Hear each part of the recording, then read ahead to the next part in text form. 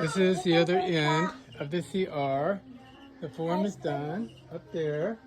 And there's Jacoy, my best buddy. Now we live right next door. There's his door. And then our door is going to be right there. You can grab him and go fishing. We haven't done it. We're going to do it.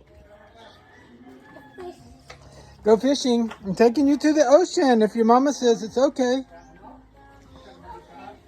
Okay.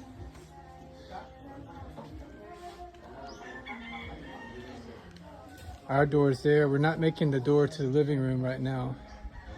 We can just come out this door and go right around here, and we'll be at the front of the house to hang out with the rest of the family. There was roof like this over on this end, but they tore it off, and then they walled it up there so it would kind of close that part off.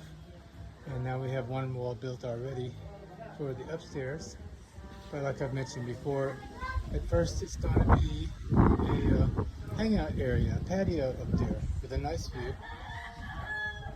Until later we'll finish it out and we'll have 2 stories.